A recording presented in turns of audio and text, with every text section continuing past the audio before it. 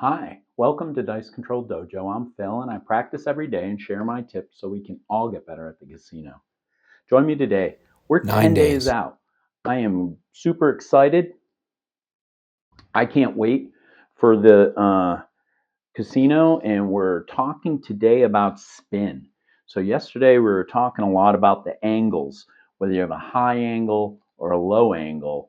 It's all about your muscle speed on getting it to the angle you want. The quicker speed it goes up, the lower speed it goes down. Now I want to talk today about spin. Spin is also very important. So with the three parts of the things that we're talking about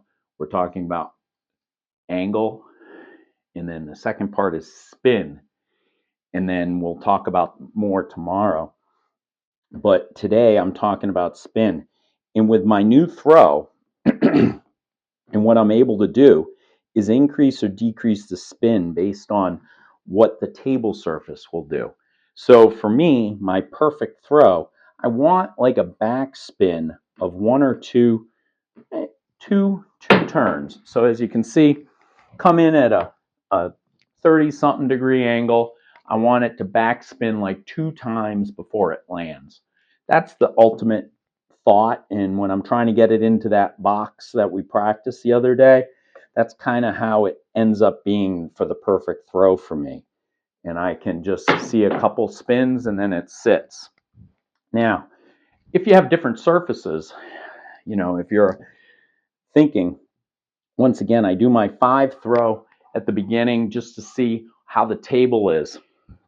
And if it's very hard, if it's a hard surface, right, you're going to want to have more spin than your 2 spin.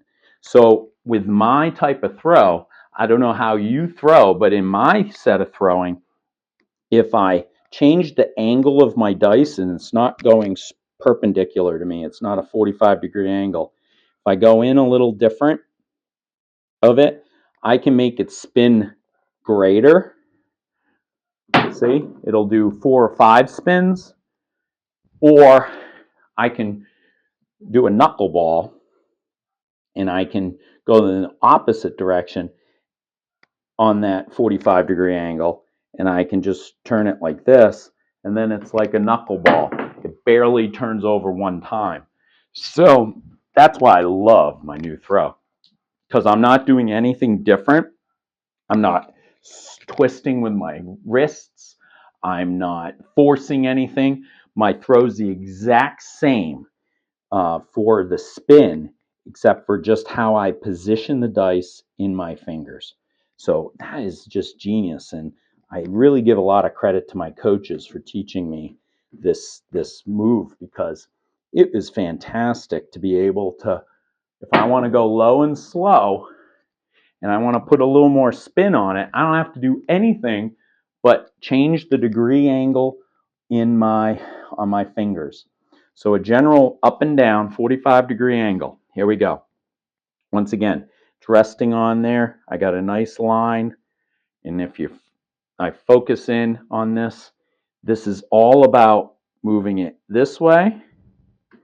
That's going to give you more spin, or going this way, and it's going to give you almost a knuckleball. And right in the middle, that's going to be about 2 spins. So I don't have to do anything different. I just have to move it this way or this way. Now, practice a million times will give you the higher spin. Now, with the angle being for a hard table, you want to come in low and slow, right? So I'm coming in low and slow, but I want a lot of spin on it. I want a lot of spin on it. So I'm going to move it in, and then it's just going to be like this. Whoops, slipped out of my fingers. Starting to get thrown a million times. I get sweaty. So remember, Altoids in your pocket is a great thing to have to kind of keep your hands from getting sweaty. I like to have a little Altoid in my pocket, and then I can just rub it on my fingers, and it just gets rid of all your sweat. So we take these. Let me do 2 more dice because those are sweaty. So I want to go low and slow. This is a hard surface table. I'm coming in. I'm going to put a little more spin on it. And the reason for the more spin is it'll roll and settle on a hard surface. It won't be hitting hard and flailing. So for a soft table, say it's super bouncy table, and you just want to knuckleball it, you're going to want to do a knuckleball. I just barely hold the dice, and as you can see, I can get it to barely spin one time. You kind of want to do a very barely a rotation. That way it kind of sits flat. Hopefully they sit in the air flat in the surface like that, and then they sit down. You don't want to go into high angle, like we said, a slower angle. But what I'm trying to show you is the spin shouldn't be that great. So once again, this is high-end stuff. We're just learning. We just learned this, and we're trying to figure it out, and it takes thousands of throws to get these right. But if you're at a table and you're going to be there for a weekend, and you're at this table and it's like super bouncy, and that's the only table you have, and you want to throw, this is the option you can do. Try and do a knuckleball, and try and get the figure out the surface and just adapt a little bit. If you're consistently throwing your number one favorite perfect throw and it's just not working for you, what's the table surface doing to screw that up? What are you noticing? And as you get more advanced in dice control, that's the level that you need to be. I'm telling you, when we are in Vegas and this Hawaiian family shows up, they've got all the notes. They know how the surface lies. They're always talking to each other. Hey, it's pretty bouncy. You want to simmer down your throw. They have their team working on making sure that that throw is perfect so that they can do what they need to do. In casino coaching with your team, if you have friends, we can talk about how this is. And with my team, we'll go throw for a while, maybe on a Friday, and then we'll go sit down and have drinks and say, okay, what's this table like? Is it bouncy? Is it one we want to play with? It's a 14-foot. Can we find a 12-foot? Is it the right energy and the right level? But all of these things, minor details, are what's going to help you make money or not.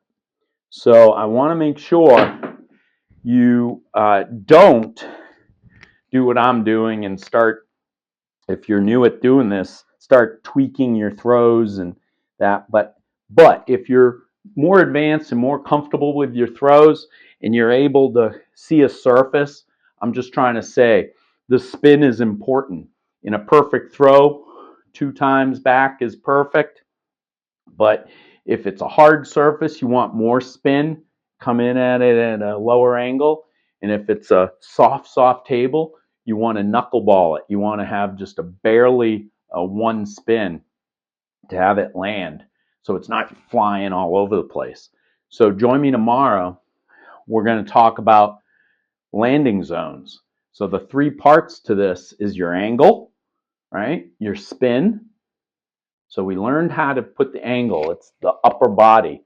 It's a lower is a nice soft, higher is a harder throw. Then the dice release on its own. Spin, it's all about your finger position. If you're going this way, or regular spin. So you get 2, multiple, or a knuckleball. Tomorrow, we're going to talk about landing zones. What does that look like? How do you hit that spot? Are you coming right up to it or back? So we'll talk about how far back or forward you do based on the type of table you have in tomorrow's video. So join me tomorrow. And as always, I haven't said this in a while, we don't talk about betting strategies at all.